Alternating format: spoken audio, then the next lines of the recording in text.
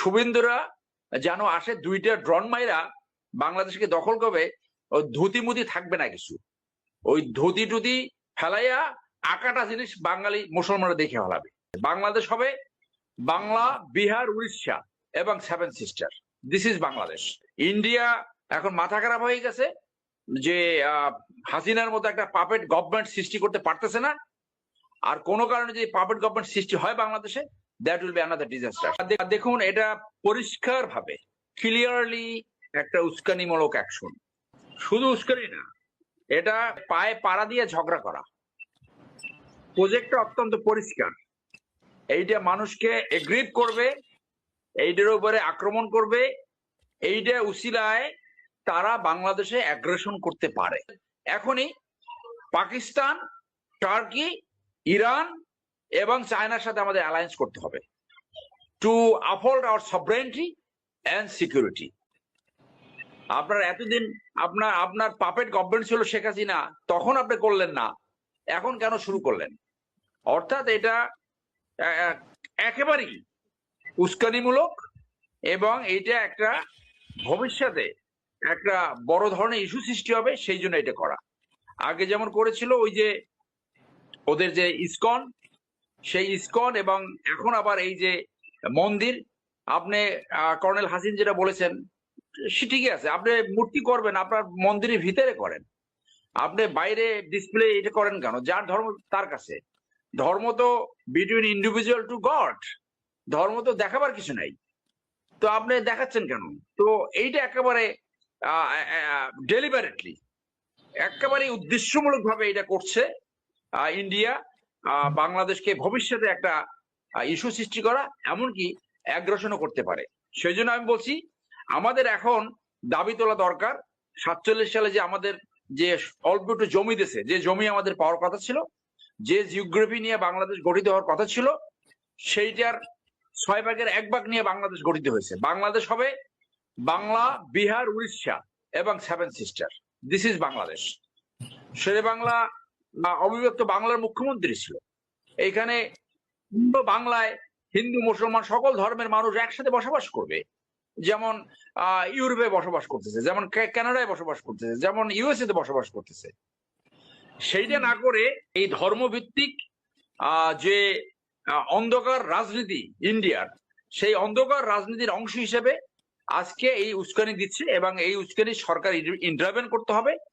এবং ধর্ম নিয়ে বাড়াবাড়ি এবং এই ধর্মীয় সেন্টিমেন্টে আপনি যখন আপনার ধর্ম পালন করতে অন্য ধর্মের কাউকে যদি আপনি সেন্টিমেন্টাল করেন, এটা এক ধরনের অফেন্স, হেট। আপনি ধর্মের নামে হেট অ্যাক্ট করতে পারবেন না, হেট স্পিচ দিতে পারবেন না, এইটা পৃথিবীর সব জায়গায় অফেন্স। সো আমার কাছে এটা আশ্চর্য লাগলো যে এইটা কি করে মানে এই পর্যন্ত আসলো, এইটাকে কেন ইন্টারভেন করে নাই? This is a act of provocation, this is a act of incitement. এইটা ক্লিয়ারলি উস্কানিমূলক একটা এবং এইটার সাথে এই র এবং আওয়ামী লীগের কিছু অংশ এটার সাথে জড়িত। সেই জন্য আমি বলছি যে আমাদের এই যে একটা দাবি আসছে সামনে, যে আমাদের যে কম জমি দিয়েছে 47 সালে, সেই জমির দাবি জানাইতে হবে। আর 2 নম্বর হলো আমাদের এখনই একটা যুদ্ধ করার জন্য প্রস্তুতি নিতে হবে ইন্ডিয়ার সাথে। সেই যুদ্ধ যে কোনো সময় হতে পারে, এবং সেই জন্য আমাদের কম্পালসারি মিলিটারি ট্রেনিং ইন্ট্রোডিউস করতে হবে।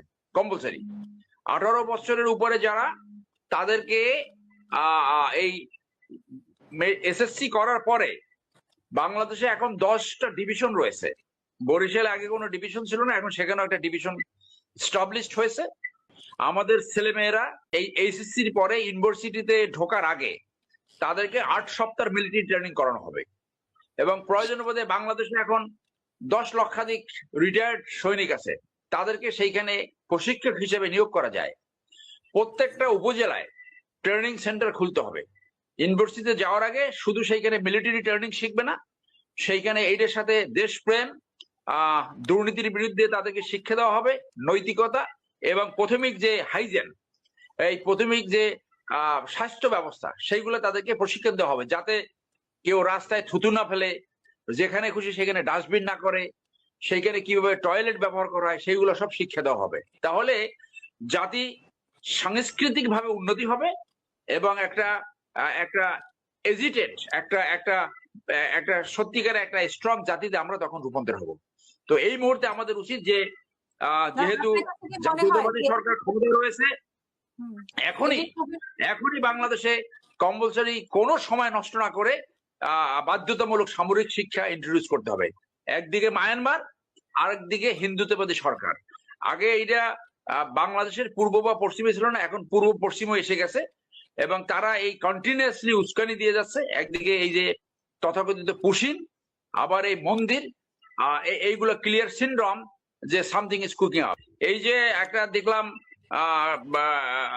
হিন্দুদের একটা মশাল মিছিল আমার চোখে পড়লো, কি কি জানি দাবি জানালো এটা। তো এইটার সাথে সংযোগ থাকতে পারে।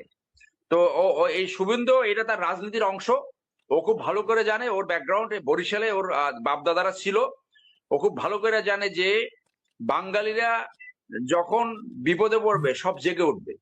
এই বাঙালিরা যে কোনো সময় তাদের মাইন্ড চেঞ্জ করতে পারে এবং তারা যে কোনো সময় যে কোনো ঘটনা ঘটাইতে পারে। তো এই ঘটনা যে ঘটাইতে পারে সেটা তো বাঙালিরা বহুতবার প্রমাণ করছে, 75-এ প্রমাণ করছে, 81-তে প্রমাণ করছে, 2024-এ প্রমাণ করছে। তো শুভেন্দুরা যেন আসে দুইটা ড্রন মাইরা বাংলাদেশকে দখল করবে, ওই ধুতি মুতি থাকবে না কিছু, ওই ধুতি টুতি ফেলাইয়া আকাটা জিনিস বাঙালি মুসলমানরা দেখে ফেলাবে, ও পালাইয়ে যাইতে পারবে না।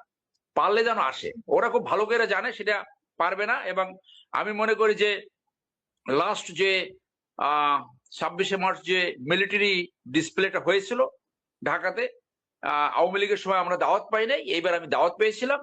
আমি সেই প্যারেডে গিয়েছিলাম এবং সেখানে আমি দেখেছি যে বাংলাদেশ নেভি, বাংলাদেশ এয়ারফোর্স এবং বাংলাদেশ আর্মির ড্রোন আছে, বাংলাদেশের আর্মামেন্টের ড্রোন আছে। এবং আমাদের এখনই এই স্টক পাইল আরো অনেক বৃদ্ধি করতে হবে। এবং ইরান যেটা দেখিয়েছে, একটা নিউক্লিয়ার পাওয়ারকে শুধু ড্রোন থেকে কাবু করে ফেলছে। নিউক্লিয়ার ভার্সেস ড্রোন, নিউক্লিয়ার তো আর ব্যবহার করা যায় না, একটা জনপদ ধ্বংস হয়ে যায়। তাহলে সেটা একটা আরো এই নিউক্লিয়ার সাথে আরো রিটালিয়েশন হতে পারতো। তো নিউক্লিয়ার ব্যবহার সাধারণত কোনো বুদ্ধিমান লোক করবে না, একবারই জাপানের ওখানে হয়েছে। সো ড্রোন দিয়ে যে মিসাইল টমাহক, তাদের intercontinental missile, surface two surface missile, surface two air missile, আপনার যুদ্ধ জাহাজের যে মানে আপনার জাহাজ থেকে ভেসেল টু সারফেস মিসাইল, সব কিন্তু মানে একেবারে কাবু করে ছাড়ছে এক drone technology. So drone technology versus Tomahawk, এই টমাহক এখানে পরাজিত হয়েছে এবং মডার্ন ওয়ারফেয়ারে একটা নিউ ডাইমেনশন সৃষ্টি হয়েছে।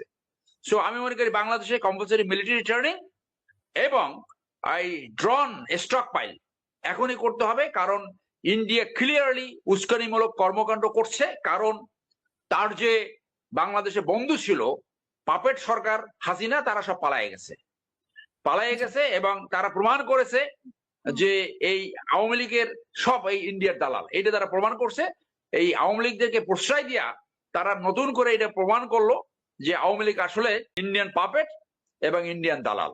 এবং এই সাথে আমাদের বহির যে নীতি, যে ইন্টারন্যাশনাল রিলেশনস, যে আমাদের সেই ইন্টারন্যাশনাল রিলেশনসে আমাদের এখনই পাকিস্তান, টার্কি, ইরান এবং চায়নার সাথে আমাদের অ্যালায়েন্স করতে হবে to uphold our sovereignty and security.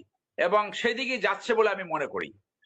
সেই জন্য আপনি দেখছেন যে বাংলাদেশের বর্তমান প্রধানমন্ত্রী, আমি আশা করি উনি সাকসেসফুল হবে। উনি প্রথম ভিজিটে যাচ্ছে মালয়েশিয়া এবং চীন। This indicates a polarisation of Bangladesh foreign policy. So India এখন মাথা খারাপ হয়ে গেছে যে হাসিনার মতো একটা পাপেট গভর্নমেন্ট সৃষ্টি করতে পারতেছে না। আর কোনো কারণে যদি পাপেট গভর্নমেন্ট সৃষ্টি হয় বাংলাদেশে, that will be another disaster. সেটা বাংলাদেশের মানুষ কখনই গ্রহণ করবে না।